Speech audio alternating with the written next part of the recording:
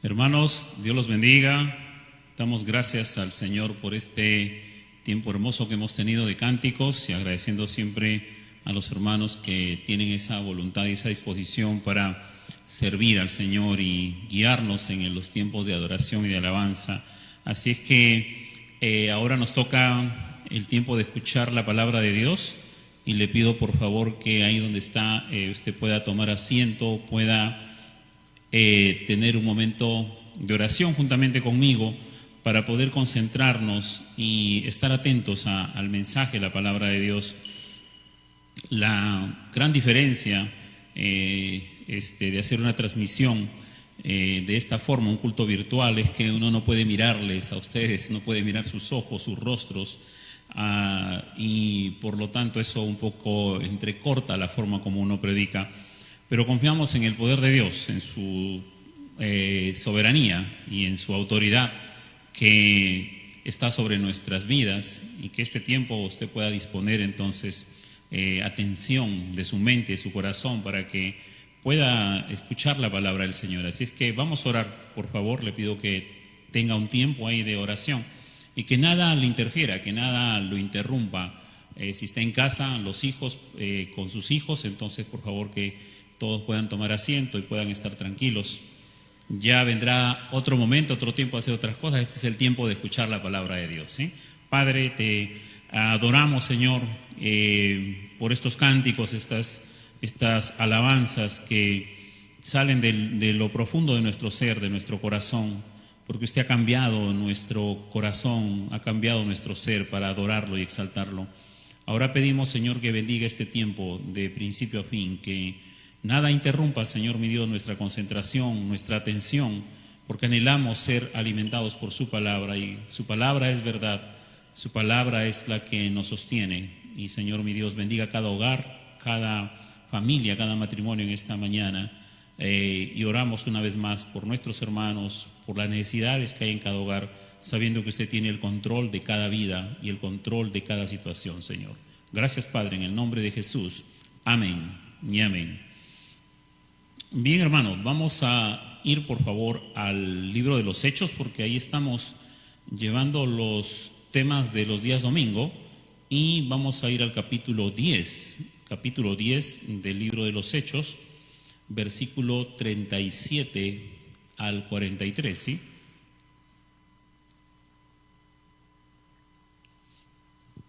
Libro de los Hechos, capítulo 10, versículo del 37 al 43, ¿sí? Este es un momento en el cual hemos visto desde hace varias semanas la primera predicación del apóstol Pedro en Jerusalén. Ahora Pedro está en Cesarea, ya no está en Jerusalén, está entonces ya en tierra de gentiles, y ahí está dando entonces el testimonio acerca de Jesucristo. Y esta porción dice así la Escritura, dice: vosotros sabéis lo que se divulgó por toda Judea, comenzando desde Galilea, después del bautismo que predicó Juan, cómo Dios ungió con el Espíritu Santo y con poder a Jesús de Nazaret, y cómo éste anduvo haciendo bienes y sanando a todos los oprimidos por el diablo, porque Dios estaba con él. Y nosotros somos testigos de todas las cosas que Jesús hizo en la tierra de Judea y en Jerusalén, a quien mataron colgándole en un madero. A este levantó Dios al tercer día e hizo que se manifestase, no a todo el pueblo, sino a los testigos que Dios había ordenado de antemano, a nosotros que comimos y bebimos con él después que resucitó de los muertos. Y nos mandó que predicásemos al pueblo y testificásemos que Él es el que Dios ha puesto por juez de vivos y muertos. De este dan testimonio todos los profetas, de todos los que en Él creyeren, recibirán perdón de pecados por su nombre, dice, ¿no? De este dan testimonio todos los profetas, que todos los que en Él creyeren recibirán perdón de pecados por su nombre.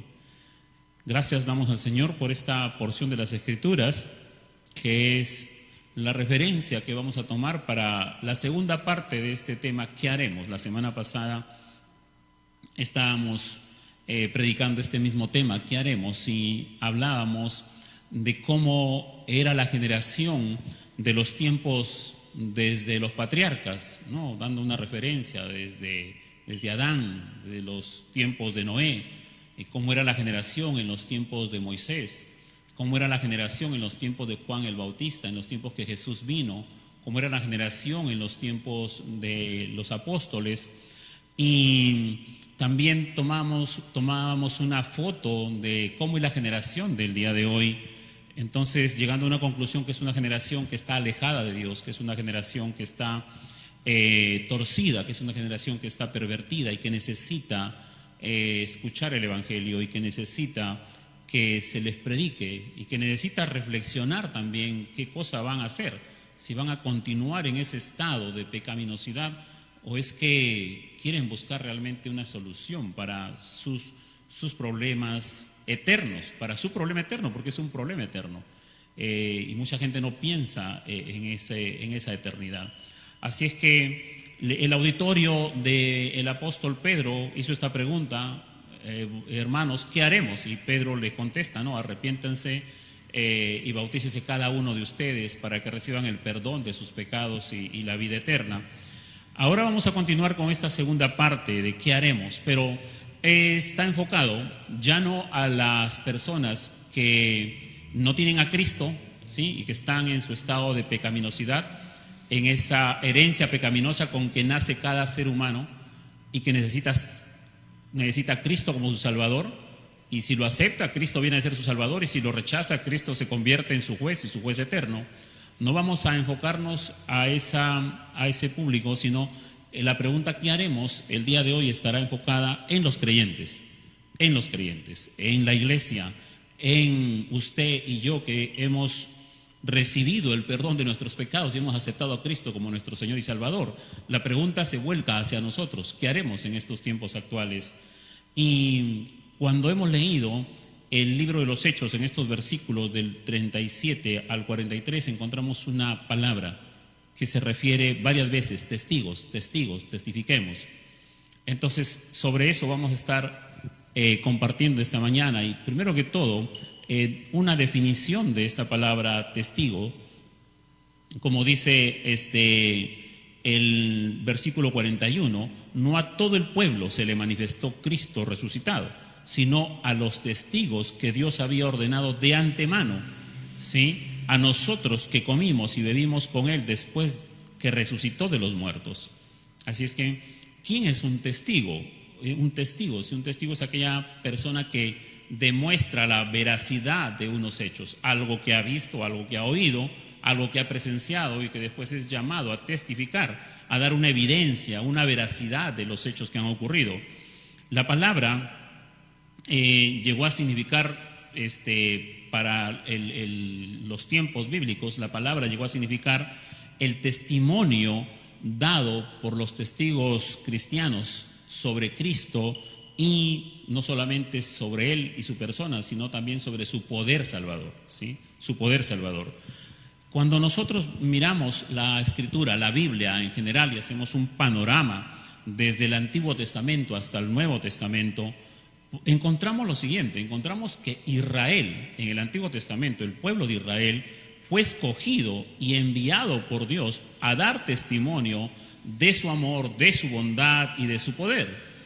Yo les voy a leer la cita, por ejemplo, en Isaías 43, del versículo del 10 al 13, una de las citas que nos habla de que el pueblo de Israel fue llamado a ser testigo, ¿sí? Dice Isaías 43, del versículo 10 al 13, dice: vosotros sois mis testigos, dice Jehová, y mi siervo que yo escogí, para que me conozcáis y creáis y entendáis que yo mismo soy. Antes de mí no fue formado Dios, ni lo será después de mí. Versículo 11. Yo Jehová, y fuera de mí no hay quien salve. Versículo 12. Yo anuncié y salvé e hice oír, y no hubo entre vosotros Dios ajeno. Vosotros pues sois mis testigos, dice Jehová, que yo soy Dios. aún antes que hubiere día, yo era, y no hay quien de mi mano libre. Lo que hago yo, ¿quién lo estorbará?, dice, ¿no? Isaías 43, del versículo del 10 al 13. Así que el pueblo de Israel fue llamado a ser testigo de Dios, testigo de un Dios que salva, testigo de el único Dios, testigo de que no hay otro Dios que salve, ¿sí? Testigo entonces del único Dios creador, testigo del único que salva y testigo de que no hay ningún otro Dios que salva. A esto fue llamado el pueblo de Israel, a ser testigo de Dios, para que anuncie, ¿sí? Anuncie y diga a las naciones, a otras personas, de que el único Dios que salva es el Dios de Israel, es el Dios creador. Después tenemos otra referencia que resume todo el Antiguo Testamento, ¿sí? Todo el Antiguo Testamento. Y esta referencia la tenemos en las palabras de nuestro Señor Jesucristo. En Lucas capítulo 24, versículo 44, dice lo siguiente, ¿sí? Lucas, que es el mismo autor del Evangelio de Lucas, es el mismo autor del libro de los Hechos. ¿Qué dice el Evangelio de Lucas, capítulo 24, versículo 44? Que Lucas plasma, guiado por el Espíritu Santo, inspirado por el Espíritu Santo, las palabras mismas de Jesús, cuando él responde así, y les dijo: estas son las palabras que os hablé, estando aún con vosotros, que era necesario que se cumpliese. Está hablando Jesús cuando ha resucitado, ¿sí? Ya después de haber resucitado. Vuelvo a repetir, estas son las palabras que os hablé, estando aún con vosotros, que era necesario que se cumpliese todo lo que está escrito de mí. ¿En dónde? En la ley de Moisés, en los profetas y en los salmos, ¿sí? En la ley de Moisés, en los profetas y en los salmos. Y esto habla del resumen de todo el Antiguo Testamento, ¿sí? Cuando se refiere a la ley de Moisés, a los profetas y a los salmos, está hablando entonces de toda la escritura que está en el Antiguo Testamento. Así es que Jesús está señalando de que las escrituras, así como la ley y los profetas, están dando testimonio de él, ¿sí? Están dando testimonio de él. También en el Evangelio de Juan también nos habla lo mismo, ¿sí?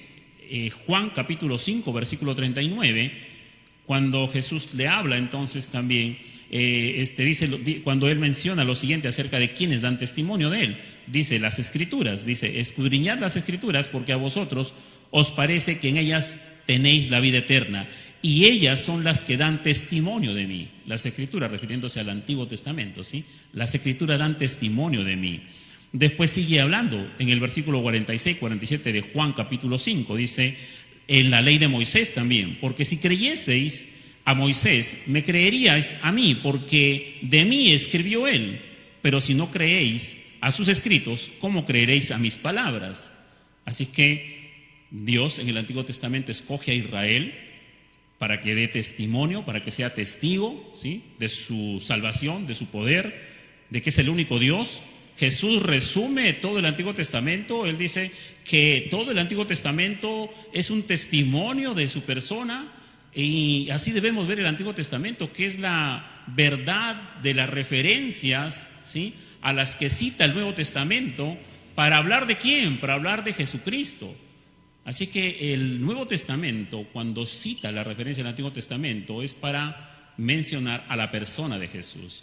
Así es que tenemos aquí entonces que Jesús mismo proclama que todo el Antiguo Testamento da testimonio de él, Las Escrituras, los profetas, la ley de Moisés, los salmos, todo el Antiguo Testamento, ¿sí? Todo el Antiguo Testamento. Por lo tanto, cuando abrimos las páginas del Nuevo Testamento, ¿sí?, encontramos primero a Juan el Bautista dando testimonio del Mesías. Juan el Bautista da testimonio de Jesús como el Salvador que viene a salvar el mundo, ¿sí? Eso usted lo puede encontrar ahí en Juan 1:7, versículo 8, 15, 32, 34, ahí en el capítulo 1 de Juan, o en el capítulo 3 también, en el capítulo 5, versículo 32. Así es que tenemos a Juan el Bautista en el Nuevo Testamento, el primero que da testimonio del Mesías.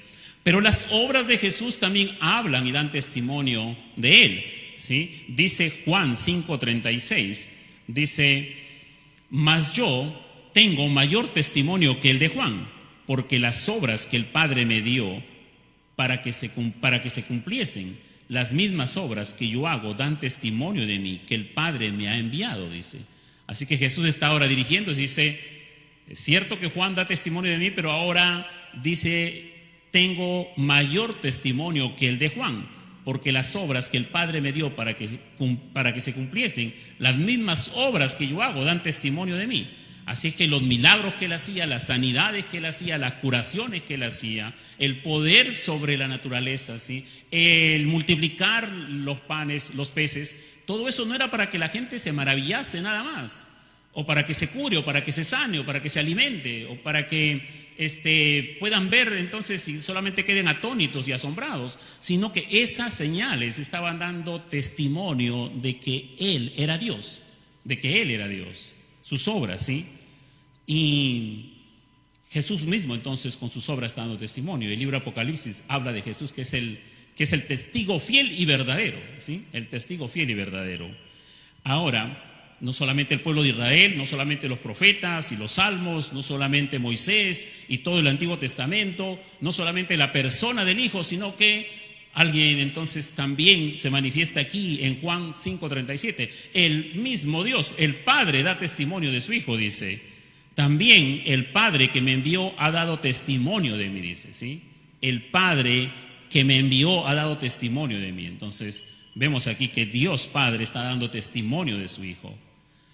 Después de la resurrección de nuestro Señor Jesucristo, entonces hemos visto que Dios Padre da testimonio de su Hijo, el Hijo da testimonio a través de sus obras, a través de sus señales, a través de sus milagros, ¿sí? El Antiguo Testamento da testimonio del Mesías, de Cristo.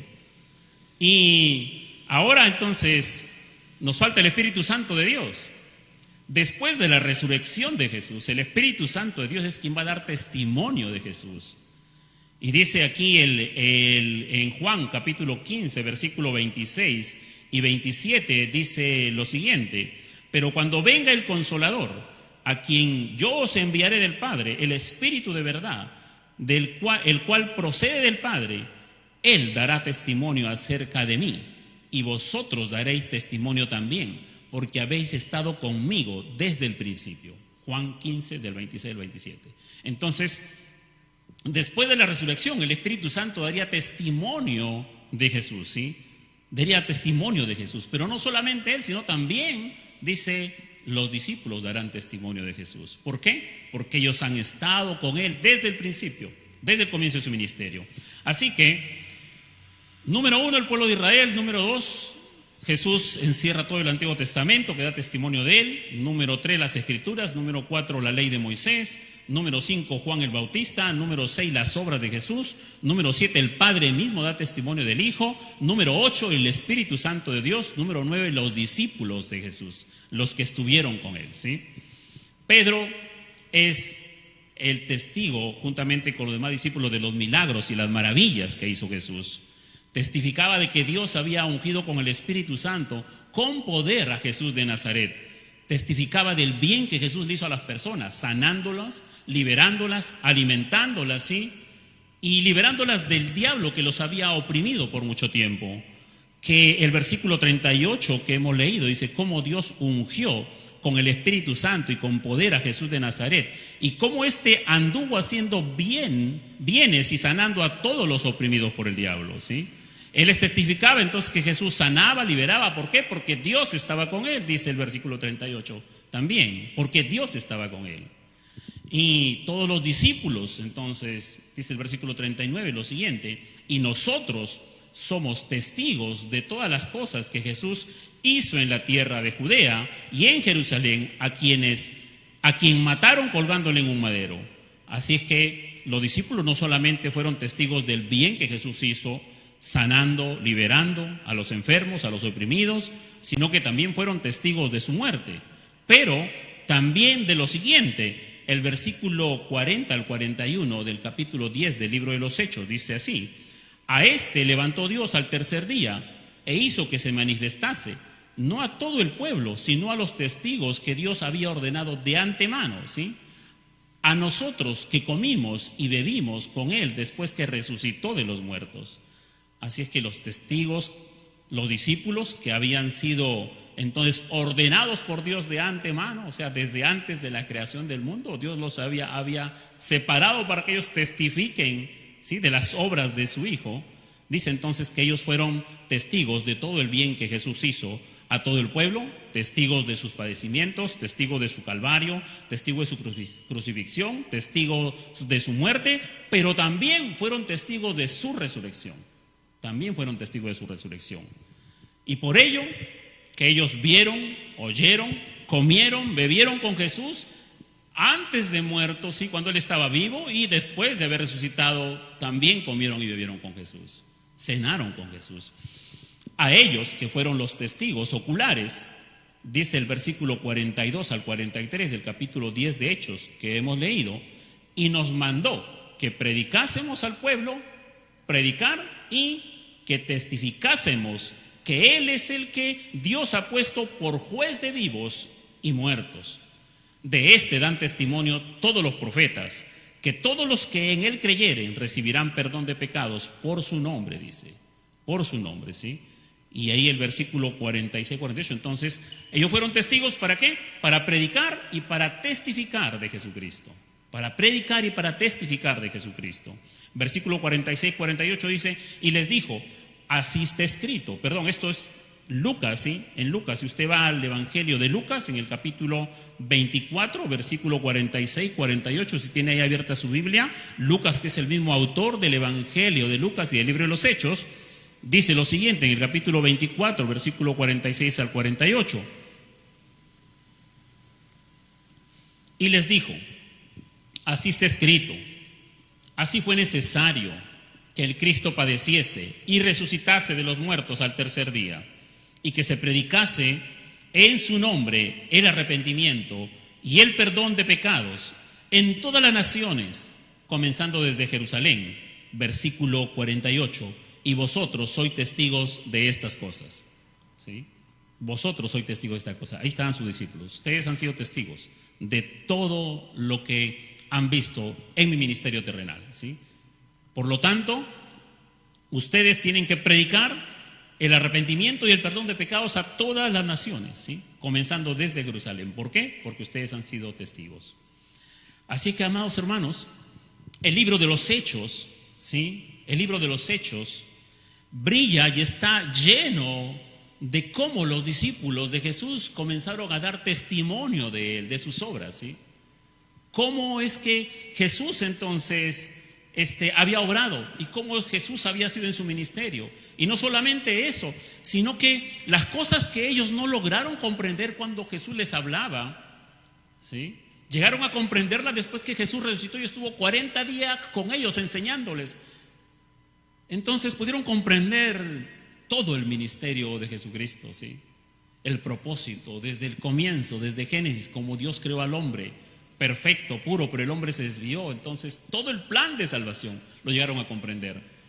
Por eso es que ahora entonces los discípulos de Jesús podían dar testimonio no solamente de la persona de Cristo, sino que ahora podían comprender lo que estaba escrito en el Antiguo Testamento, ¿sí?, lo que habían escrito los profetas, lo que habían escrito la ley de Moisés, lo que estaba en los Salmos, todo el Antiguo Testamento pudieron comprenderlo. Y con toda esa comprensión, entonces ellos comenzaron a ser testigos de Jesucristo desde Jerusalén, por Judea, por Samaria y hasta lo último de la tierra. Y el libro de los Hechos está lleno de esa actividad apostólica, ¿sí? Yo voy a citar aquí rápidamente Hechos 2:32, dice, a este Jesús resucitó Dios, de lo cual todos nosotros somos testigos, ¿sí? Hechos 3:15, y matasteis al autor de la vida, a quien Dios ha resucitado de los muertos, de lo cual nosotros somos testigos.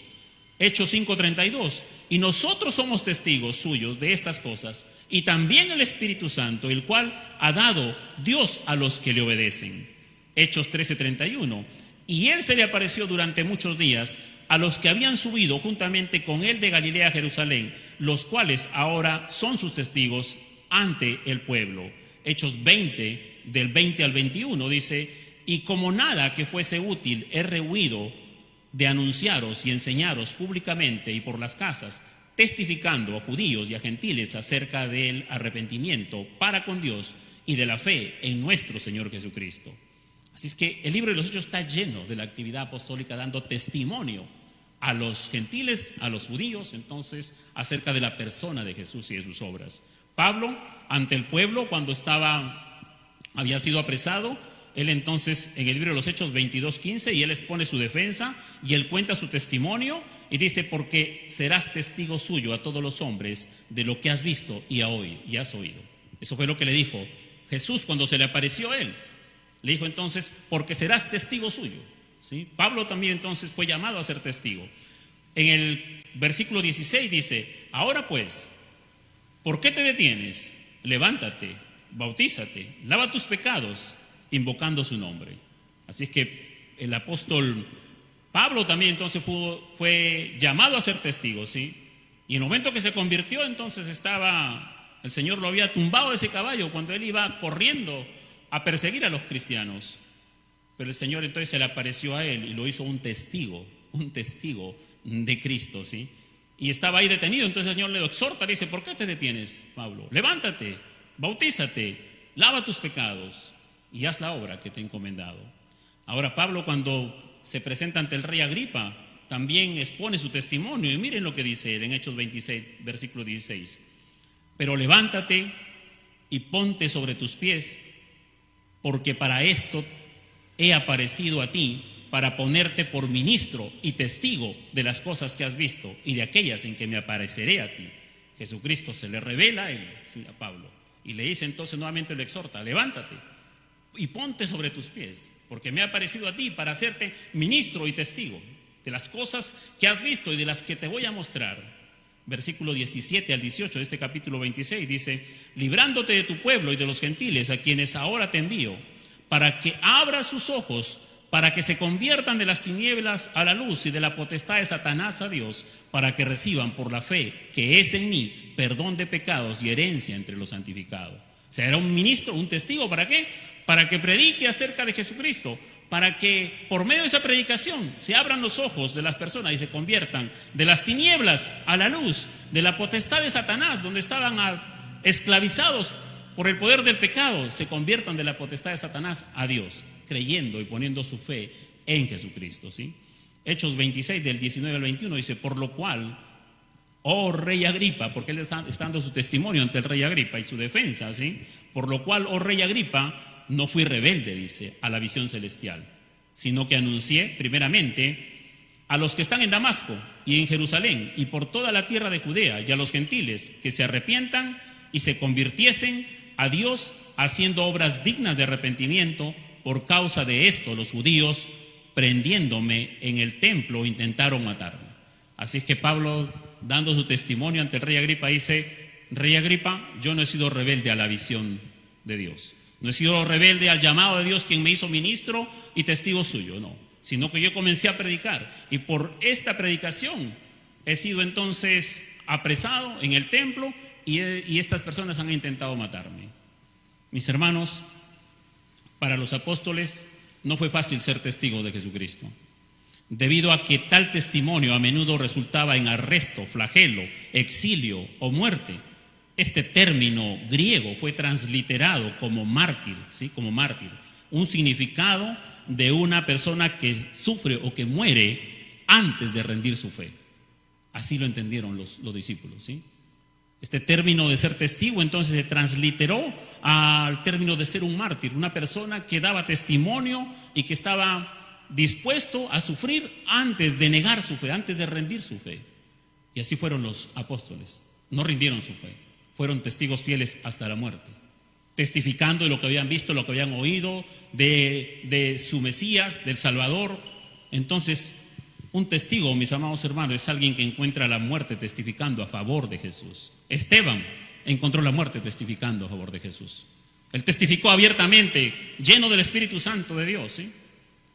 No estuvo dispuesto a claudicar su fe, sino que valientemente expuso su fe en Jesucristo.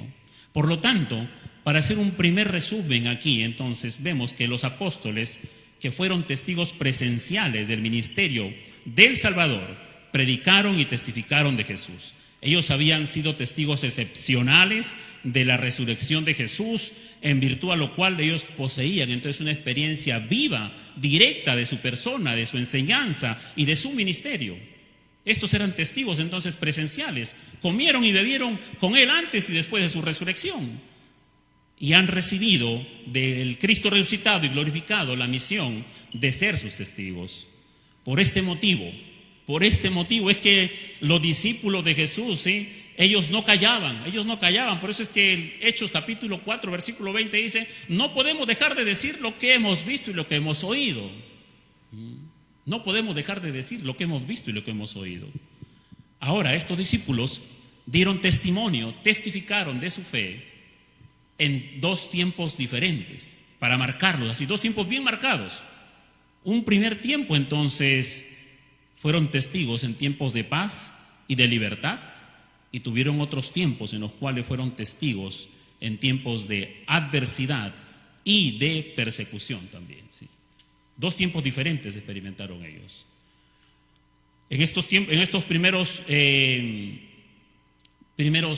años, cuando ellos empezaron a compartir el Evangelio primero en Jerusalén, nadie los perseguía. Tenían libertad. Pedro podía viajar a Samaria, podía viajar a Cesarea, entonces, y dar testimonio. Los discípulos también, Felipe, entonces, hasta que comenzó la persecución. Pero hubieron tiempos de paz y de tranquilidad en la cual abiertamente Pedro se podía parar frente al templo, en la puerta del templo, en la puerta de Salomón, en el templo, y predicar a libre voz, y nadie le decía nada. En esos tiempos él estuvo predicando, y los discípulos también. Pero también hubieron tiempos difíciles, en tiempos de adversidad, y ellos eran testigos oculares de lo que habían visto de Jesús y no podían callar. Por ejemplo, Juan, otro discípulo de Jesús, el apóstol Juan, cuando él estuvo en la cárcel de Patmos, ¿sí?, él escribe el libro de Apocalipsis. Y años antes, aproximadamente en el 90 y el 95 después de Cristo, ¿sí?, él era muy avanzado de edad y era el único superviviente apostólico que había sido testigo ocular del ministerio de Jesús. Y por ser el último apóstol que quedaba vivo, el testimonio de Juan fue altamente autoritativo entre las iglesias. ¿Y sabe cuándo él escribió? Él escribió 55, 60 años después, 55, 60 años aproximadamente después de haber sido testigo ocular del ministerio terrenal de Jesús. Él escribe Primera y Segunda de Juan, sus primeras cartas apostólicas, Primera y Segunda de Juan. ¿Y qué dice ahí en Primera y Segunda de Juan?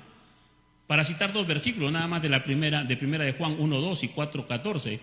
1:2 dice: porque la vida fue manifestada y la hemos visto y testificamos y os anunciamos la vida eterna, la cual estaba con el Padre y se nos manifestó. Y el versículo 14, el capítulo 4, y si nosotros hemos visto y testificamos que el Padre ha enviado al Hijo, el Salvador del mundo. Mis hermanos, 55, 60 años después, Juan seguía siendo un testigo fiel, seguía testificando acerca de la persona de Jesús, seguía testificando acerca de lo que había oído, de lo que había visto, acerca de lo que Jesús le había encomendado. Pero no solamente él, y él estando en una cárcel, sigue entonces y escribe el libro de Apocalipsis, encarcelado por su fe, pero sigue siendo un testigo.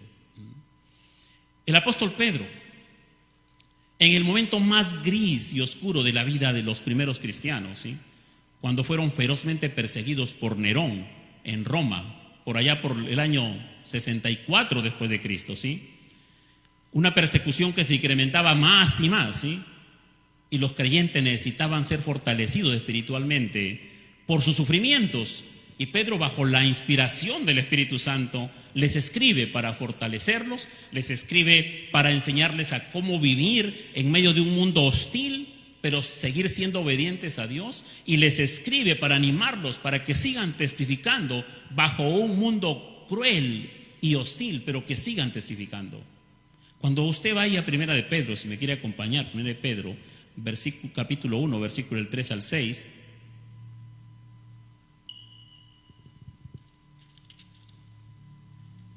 él se dirige así a la iglesia: bendito el Dios y Padre de nuestro Señor Jesucristo, que según su grande misericordia nos hizo renacer para una esperanza viva por la resurrección de Jesucristo de los muertos, para una herencia incorruptible reservada en los cielos para vosotros, que sois guardados por el poder de Dios mediante la fe, para alcanzar la salvación que está preparada para ser manifestada en el tiempo postrero, en lo cual vosotros os alegráis, aunque ahora por un poco de tiempo, si es necesario, tengáis que ser afligidos en diversas pruebas. Pedro y Juan son un ejemplo de discípulos de Jesús que dieron testimonio en tiempos de tranquilidad, en tiempos de paz, pero cuando hubieron tiempos de adversidad, tiempos de encarcelamiento, tiempos de persecución, cuando el feroz Nerón quemaba a los cristianos vivos, ¿sí?, los discípulos de Jesús siguieron dando testimonio de su Señor. Entonces aquí el apóstol Pedro está escribiendo aproximadamente 35 años después de haber dado su primer sermón en Jerusalén, donde casi 3,000 personas le preguntaron: ¿qué haremos? Y él les dijo: arrepiéntanse y bautícese cada uno de ustedes. Y se arrepintieron, creyeron en Jesús, fueron salvos, se bautizaron, se incluyeron en la iglesia, comenzaron una nueva vida.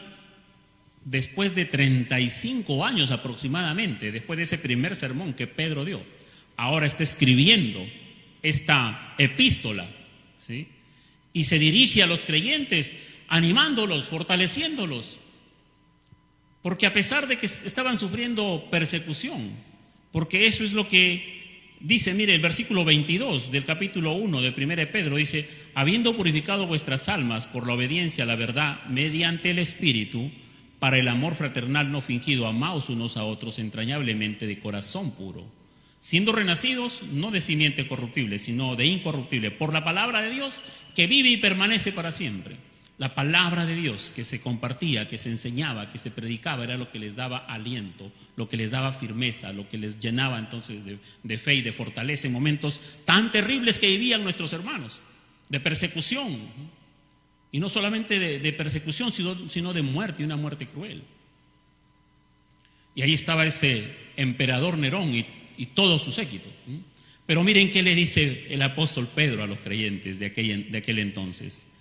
El versículo 24 de 1 de Pedro, capítulo 1, dice: porque toda carne es como hierba, y toda la gloria del hombre como flor de la hierba.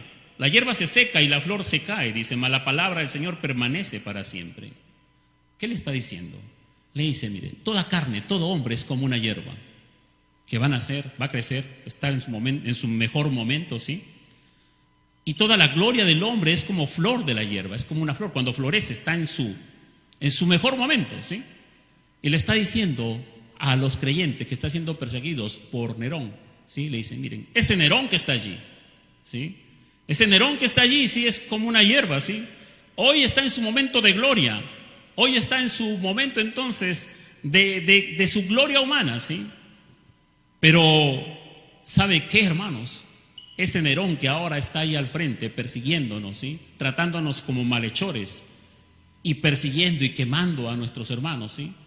Ese es un hombre que hoy sí está en su momento de gloria, pero se va a secar y su flor va a caer, y cuando se seque y su flor se cae, el viento lo lleva y nunca más se sabrá nada de él. Y le está diciendo entonces, haciéndole referencia, que ese hombre en un momento va a caer de su gloria, de donde está, va a caer, se va a secar y no va a quedar memoria de él. Pero la palabra de Dios, dice aquí, mas la palabra del Señor permanece para siempre. Y esta es la palabra que por el Evangelio os ha sido anunciada, dice, ¿sí? Así es que Nerón terminará de su gloria, caerá y quedará ahí entonces sus obras, pero ¿saben qué, hermanos? Nosotros tenemos una gloria diferente, una gloria que no se cae, una gloria que no se seca. ¿Por qué? Porque nosotros, amados hermanos, dice, somos benditos por la bendición de Dios y el Padre, nuestro Señor Jesucristo, que con su gran misericordia nos ha hecho renacer para una esperanza viva, por la resurrección de Jesucristo de los muertos. Dice, ¿para qué? Para una herencia, dice el versículo 4 de 1 de Pedro. Nosotros vamos a recibir una herencia, hermanos, una herencia incorruptible, una herencia incontaminada, inmarcesible, reservada en los cielos para nosotros, ¿sí? Y que mientras tanto hayan problemas, y mientras tanto hayan adversidades, y mientras tanto este hombre siga persiguiéndonos, ¿sí? Pero ¿saben qué? Dios nos va a guardar con su poder mediante la fe para alcanzar la salvación que está preparada para ser manifestada en el tiempo postrero, dice. Dios nos va a preservar, Dios nos va a guardar, Dios nos va a cuidar entonces para preservarnos, para llegar a alcanzar esa salvación gloriosa, y no seremos como una hierba que se seca y que luego desaparece, sino que nosotros recibiremos una herencia incorruptible, inmarcesible, incontaminada, reservada para nosotros en los cielos, una herencia eterna. Así los anima entonces. Y les dice al final, para terminar este paréntesis, en el capítulo 2, en el versículo 9 dice: mas vosotros, a diferencia de este Nerón, mas vosotros sois linaje escogido, real sacerdocio, nación santa, pueblo adquirido por Dios. Y le dice: ¿para qué? Miren, no solamente los está fortaleciendo, no solamente lo está afirmando en su fe, sino que le dice: ¿para qué? Para que anunciéis las virtudes de aquel que os llamó de las tinieblas a su luz admirable, dice, ¿sí? Para que anunciéis, para que sigas testificando, para que sigas predicando, para que sigas compartiendo, para que sigas hablando de la verdad de Jesucristo, que llama a las personas de las tinieblas a su luz admirable, que los saca de su pecado y los convierte. Vosotros que en otro tiempo no erais pueblo, pero que ahora sois pueblo de Dios, que en otro tiempo no habíais alcanzado misericordia, pero que ahora habéis alcanzado misericordia. Así es que estos hombres predicaron, anunciaron en tiempos de paz, en tiempos de tranquilidad, pero cuando hubieron tiempos de adversidad, no se callaron, no anularon su fe, no la congelaron, no la guardaron, no ocultaron su don, ni tampoco entonces se quedaron callados y mudos, con temor, sino que al pueblo entonces que estaba en esta circunstancia lo animaron, lo fortalecieron, haciéndole ver entonces que esto eran momentos difíciles, ¿sí? Eran momentos difíciles, eran momentos entonces que estaban en pruebas, ¿sí? En lo cual vosotros os alegráis, aunque ahora por un poco de tiempo, si es necesario, tengáis que ser afligidos en diversas pruebas, para que sometida a prueba vuestra fe, mucho más preciosa que el oro, el cual aunque perecedero se prueba con fuego, sea hallada en alabanza, en gloria, en honra cuando sea manifestado Jesucristo. Mi amado hermano, las pruebas, ¿sí? Las pruebas no anulan el hecho de dar testimonio de Jesús. Las pruebas no anulan entonces el hecho de nosotros seguir predicando la palabra de Dios. Estaremos en pruebas en algún momento, en un tiempo, sí. Quizás seremos afligidos en diversas pruebas, sí. Pero nuestra prueba va a ser sometida a nuestra fe. Y después que pase la prueba, entonces saldremos como el oro refinado. Y de esa manera entonces vamos a recibir alabanza y gloria y honra cuando nuestro Señor Jesucristo sea manifestado. ¿Por qué te afliges, hermano, en diversas pruebas? ¿Por qué tu fe se viene abajo en estas pruebas que tienes? ¿Sí? El miedo, el temor. No, son momentos difíciles para todos nosotros, pero son momentos para refugiarnos en el poder de Dios. No para quedarnos callados, sino para seguir testificando. Somos real sacerdocio, nación santa, pueblo adquirido por Dios. ¿Para qué? ¿Para quedarnos callados? No. Para anunciar las virtudes de aquel que nos llamó de las tinieblas a su luz admirable, ¿sí? Para seguir testificando de Cristo. Así es que, ¿qué nos enseñan estos testimonios de estos siervos de Dios? Que nuestras pruebas y sufrimientos no hacen a un lado el seguir siendo testigos de Cristo, testigos de su verdad, de seguir testificando. Así que, mis amados hermanos, la primera parte de este sermón estamos viendo todo esto. Lucas, que es el autor del libro de los Hechos, él escribe al excelentísimo Teófilo, ¿sí? Y le está diciendo lo siguiente, entre otros temas, le está diciendo que los discípulos de Jesús son ciudadanos de bien, se dedican a alabar a Dios, a orar juntos, a estudiar juntos y a aprender juntos más de Dios. Son fieles, ¿sí? Son obedientes, se ayudan unos a otros, se aman. Han eliminado la pobreza entre ellos porque se ayudan entre ellos, ¿sí? Y que son obedientes a su Señor y que son testigos fieles y que son los únicos a quienes Dios les había dado autoridad para testificar acerca de la obra de Cristo, ¿sí? Eso es lo que le está diciendo Lucas al excelentísimo Teófilo entonces. Y el libro de 1 Corintios capítulo 15, versículo 6 nos dice que el Señor Jesús resucitado se le apareció como a 500 personas. Pero aquí entonces vemos el propósito de Lucas de escribirle a Teófilo, que los únicos testigos oculares fueron estos hombres que están testificando acerca de Jesús. Entonces, hermanos, si vemos el libro del Evangelio de Lucas y el libro de los Hechos, ¿sí? Son los dos volúmenes de Lucas para el excelentísimo Teófilo acerca de la obra de Jesús. El primero habla de su vida en la tierra, ¿sí? De su ministerio, de la persona de Jesús, de lo que él hizo en su vida terrenal. El segundo, el libro de los Hechos, habla acerca de su obra cuando Jesús regresa al cielo, envía al Espíritu Santo, el Padre envía al Espíritu Santo y habla de sus hechos a través de la iglesia para terminar su obra, Este segundo volumen del libro de los Hechos describe entonces la forma en que el Evangelio entra al mundo y cómo el nombre de Jesús es proclamado a todas las naciones, a todo el mundo, ¿sí? La enseñanza y la proclamación del Evangelio de Jesús comenzó en el libro de los Hechos y lo hizo a través de sus testigos oculares y lo sigue haciendo por más de 2000 años. Por más de 2000 años. Pedro fue el primero que oficialmente testificó a un público que lo llamó generación torcida y perversa. Así es que, por un lado, la obra de Cristo ha sido terminada, sí. Cuando hablamos de su redención allí en la cruz, su obra fue terminada. Pero cuando hablamos del Evangelio y de la enseñanza, Él comenzó su obra, pero no se ha terminado. Así es que el libro de los Hechos presenta las acciones de los primeros testigos de Cristo para completar la obra de Jesucristo, ¿sí? Mediante la predicación y anunciar el Evangelio y enseñar acerca de la persona de Él. Y para eso, como dice el libro de los Hechos, capítulo 1, para eso vino el Espíritu Santo de Dios. El Espíritu Santo de Dios, entonces, quien vino en Pentecostés y vino a los primeros discípulos y después viene a morar en todo creyente que confiesa a Cristo como Señor y Salvador. El Espíritu Santo ahora, ¿sí? El Padre es quien envía al Hijo para dar testimonio acerca del plan de salvación. Él lo completa en la cruz del Calvario. Ahí entonces redime a los pecadores de su pecado. Pero su obra evangelística y la enseñanza de su palabra todavía continúan las obras de Jesucristo.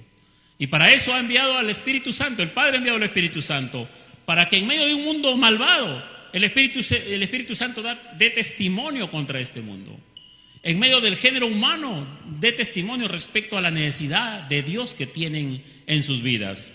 En medio de la iglesia, para fortalecer, consolar a la iglesia, para capacitarla, para animarla, para que siga dando testimonio acerca de la persona de Jesús. El Espíritu Santo, entonces, mis amados hermanos, es quien hoy está en el mundo dando testimonio de la verdad. Y lo hace a través de la iglesia y lo hace a través de usted y de mí que somos creyentes, ¿sí? A través de nosotros los creyentes. Esta obra el Espíritu Santo no la realiza independientemente, sino que la realiza a través de los creyentes. Los apóstoles tenían que dar testimonio de los hechos que llegaron a conocer ellos, ¿sí? Y cuando los apóstoles dieron y testificaban de estas cosas, el Espíritu Santo convencía de pecado a las personas y así las personas llegaban a ser salvas.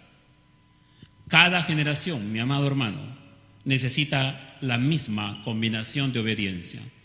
La obediencia del Espíritu Santo que vino enviado por el Padre y la obediencia del creyente donde el Espíritu Santo mora para hablar acerca de Jesús y de su verdad. Siempre que un verdadero siervo de Dios da testimonio contra el mundo, este testimonio es obra del Espíritu Santo de Dios. Siempre que un creyente con su palabra y con su vida ejemplar atrae a otros a Cristo, también esto es obra del Espíritu Santo de Dios. En general, el mundo que es abiertamente hostil a Dios y a Cristo, pero ¿sabe qué? Hay excepciones. Aún hay algunas personas que son atraídas a Dios. Aún hay personas que tienen deseos sinceros de escuchar el Evangelio. Ellos serán transferidos del reino de las tinieblas a la luz eterna que hay en Jesucristo, ¿sí? Esas personas que tienen esa disposición, ese deseo aún de escuchar el Evangelio y de reconocer su pecado, serán las personas que serán transferidas del reino de la oscuridad, del reino de las tinieblas, a la luz eterna que hay en Jesucristo. Ellos son los que preguntarán: ¿qué haré para ser salvo? ¿Qué haremos para ser salvos? ¿Sí? ¿Cómo puedo limpiarme de mi pecado? ¿Cómo puedo limpiarme de mi pecaminosidad? ¿Cómo puedo dejar de ser un pecador? Ellos harán esas preguntas. Y ahí tiene que haber un creyente en quien esté morando el Espíritu Santo para dar una respuesta de cómo puede llegar a ser salvo y cómo puede encontrar su salvación en Cristo Jesús. Así es que, mis amados hermanos, la generación actual necesita escuchar, necesita ser confrontada con su pecaminosidad, necesita saber que está viviendo de espaldas a Dios, que está viviendo en pecado y que es un pecado que los condena, y la única forma de hacerle ver su error es con la verdad del Evangelio. No hay otra forma, ¿sí? Jesucristo no ha terminado su obra, ¿sí? Él continúa, y lo continúa haciendo a través de nosotros, lo hace a través de medios, y esos medios somos usted y yo, los creyentes. Somos sus testigos también. No somos testigos en el sentido de que lo hayamos visto, hayamos cenado, hayamos comido con él, lo hayamos visto transfigurado, no. Pero sí somos testigos en el sentido de que hablamos acerca de la verdad que Cristo ha hecho en nuestras vidas, de cómo Él nos encontró y de cómo Él nos ha perdonado, de cómo Él nos ha purificado, de cómo que nuestros pecados eran rojos como el carmesí, los ha vuelto blancas como la lana. Entonces somos testigos de esas cosas, y es un privilegio dar testimonio de Cristo. Entonces, Lucas, a través de su Evangelio y del libro de los Hechos, nos enseña que esta obra debe continuar. No podemos callar, ¿sí? Entonces la pregunta es en esta mañana: ¿qué haremos los creyentes en este tiempo actual? ¿Qué hará usted como creyente, ¿sí? Que alaba y adora a Dios.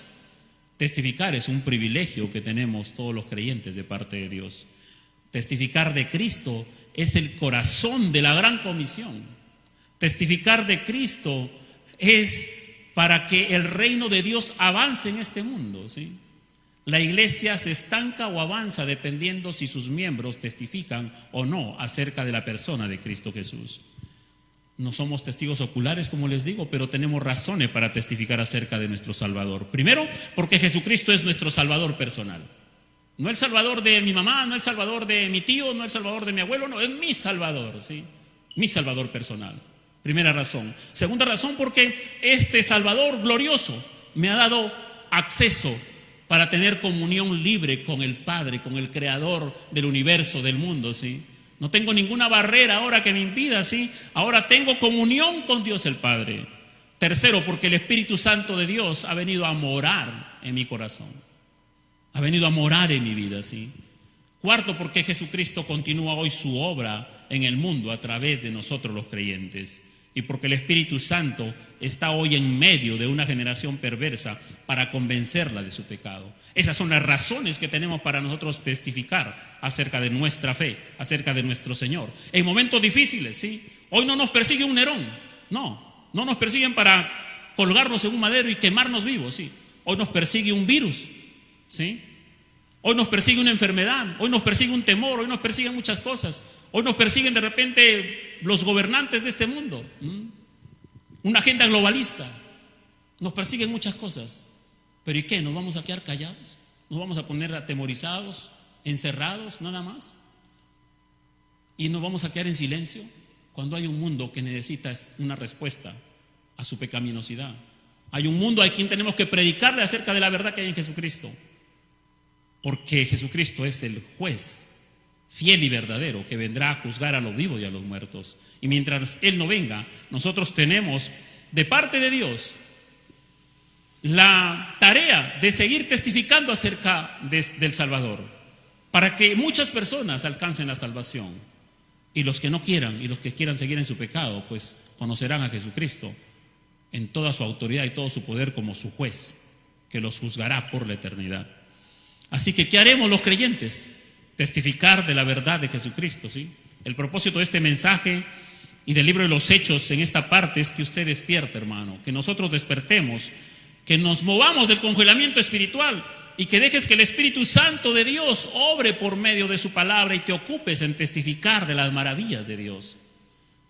tomes un celular, testifiques a alguien, toques la puerta de un vecino, llames a tu familia y testifiques a alguien, ¿sí? Estás en algún lado y testifiques a alguien. Hay muchas formas de seguir testificando. Hay muchas maneras, siempre Dios nos va a dar formas y maneras como seguir testificando, ¿sí? Entonces tenemos que reconocer sinceramente y delante de Dios, tenemos que reconocer que no hemos estado haciendo lo que debíamos haber hecho desde el principio, como lo hizo Pedro, Juan y todos los discípulos cuando recibieron el Espíritu Santo de Dios. Inmediatamente comenzaron a testificar, inmediatamente fueron obedientes a su Salvador y al Espíritu Santo que moraba en ellos. Pero la iglesia no, nosotros no. La iglesia por muchos años se ha preocupado de muchas actividades, pero no se ha preocupado de ser obediente en predicar y testificar acerca de un Salvador. ¿Cuántas iglesias se han construido templos gigantes, inmensos? Se han endeudado con millones de soles y de dólares, pero se han olvidado de hacer lo que Cristo nos ha dejado que hagamos, predicar y testificar. Y tenemos que reconocerlo, tenemos que agachar la cabeza y delante del Señor y decir: Señor, perdónanos, porque no he estado testificando. Entonces, si usted hasta ahora no ha testificado de su fe en Jesucristo, usted se ha estado engañando a sí mismo todo este tiempo pensando que es un creyente. 3 opciones hay aquí nada más. O no tiene el Espíritu Santo y no es un creyente, por lo tanto no es salvo. Segunda opción es que sí es salvo, ha recibido el Espíritu Santo, pero está en pecado, en desobediencia, porque no está testificándole a nadie acerca de su fe. O tercero, quizás hasta ahora no sabía que tenía que testificar, pues ahora ya lo sabe. Para terminar, mis amados hermanos, quiero que vean Hechos capítulo 9, versículo 5 al 6. Hechos capítulo 9, versículo 5 al 6.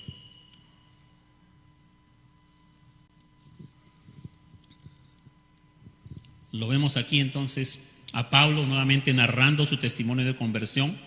Hechos capítulo 9, versículo del 5 al 6 dice: y él dijo: ¿quién eres, Señor? Y le dijo: yo soy Jesús, a quien tú persigues. Cosa dura te es dar coces contra el aguijón. Él temblando, versículo 6, y temeroso dijo: Señor, ¿qué quieres que yo haga? Y el Señor le dijo: levántate y entra en la ciudad, y se te dirá lo que debes hacer. Pablo, en el momento de su conversión, él preguntó: Señor, ¿qué quieres que yo haga? ¿Qué quieres que yo haga? Y Jesús le reveló lo que tenía que hacer. Por eso cuando él está dando su testimonio años después frente al rey Agripa, él dice: oh rey Agripa, yo no fui rebelde a la visión de Dios, no fui rebelde al encargo de Dios, no fui rebelde al llamado de Dios de predicar y de testificar acerca de Jesús. Entonces, hermanos, si no testificamos, ¿qué somos? Somos rebeldes delante de Dios. Si no predicamos, si no anunciamos, si no compartimos nuestra fe, no le estoy diciendo que sea un teólogo o sea un predicador o sea un evangelista de renombre, no. Esto es para todos los creyentes. Si Dios ha obrado en tu vida, tú tienes algo que decir de Jesús, de ese Salvador. Tú tienes algo que decir, ¿sí? Es imposible que una persona diga: soy creyente, y no tenga nada que decir acerca de su Salvador. Entonces, esto es para todos los creyentes, esto es para todos los que tenemos una relación con Dios, o que para todos los que oramos, todos los que alabamos, todos los que nos congregamos, todos los que servimos, para todos. Pero ¿sabe qué? Muchas veces, hermanos, todo lo que hacemos es en busca de nuestra propia necesidad. Buscamos a Dios por nuestra enfermedad, buscamos a Dios para pedirle que nos proteja y no nos contagiemos, buscamos a Dios por nuestra salud, por nuestros temores, por el trabajo, por el dinero, buscamos a Dios. Somos realmente egocéntricos, somos malos, somos pecadores, porque solamente buscamos a Dios para calmar nuestra alma y lo tenemos a Él como quien nos solucione siempre nuestros problemas. Y en cierto sentido eso está bien, porque ¿a dónde más iremos si no es a Dios, que tiene palabras de vida eterna? Él es nuestro alto refugio, nuestro escondedero, sí. Pero no seamos totalmente egoístas, solamente buscarlo a Él para nuestra calma, para nuestra paz personal. ¿Cómo pretendemos nosotros, los seres finitos, pretender acercarnos a un Dios infinito que ni los cielos lo pueden contener, y pretender usarlo nada más a Él? y sus planes, y su plan divino, y sus propósitos divinos, y el propósito por el cual Cristo sigue haciendo su obra, y la obra del Espíritu Santo, y la obra del Padre de salvación desde que el hombre se rebeló contra él. Entonces tenemos que reconocer, hermanos, que muchas veces solamente nos acercamos a Dios para unas cosas realmente, pero no para ser obedientes. Y el Espíritu Santo está en nosotros. Él es el que convence al mundo de pecado. Él es el que convence a una generación perversa de que tienen que arrepentirse. Y tú tienes tu boca cerrada. Y tú tienes tus labios cerrados, tus pensamientos cerrados, tu mente cerrada, porque estás concentrado solamente en ti y te interesas tú y nadie más y tu familia. Y usas a Dios.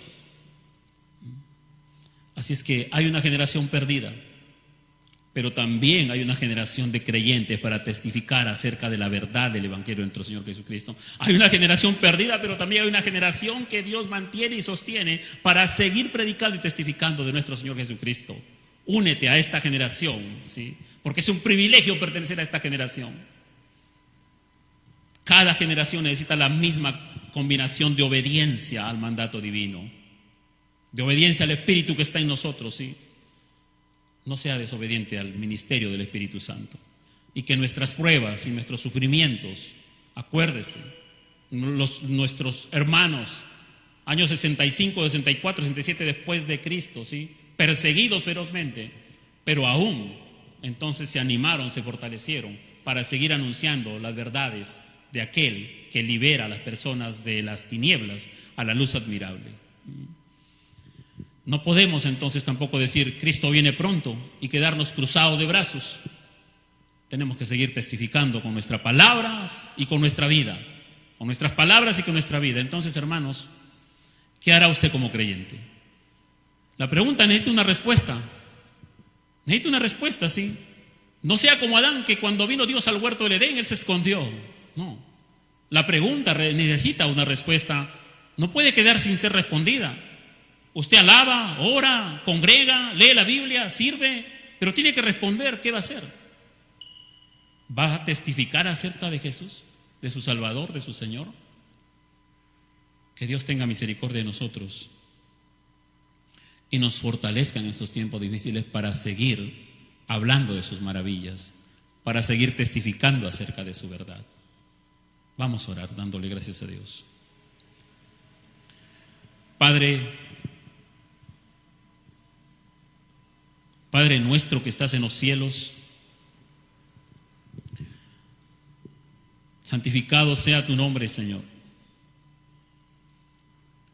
Muchas gracias por tu palabra, tu verdad maravillosa, que es una espada de doble filo que atraviesa nuestra mente, nuestros tuétanos, nuestra alma y discierne nuestros más íntimos pensamientos. Y nos hace ver el engaño en que muchas veces vivimos. Y entonces solamente nos queda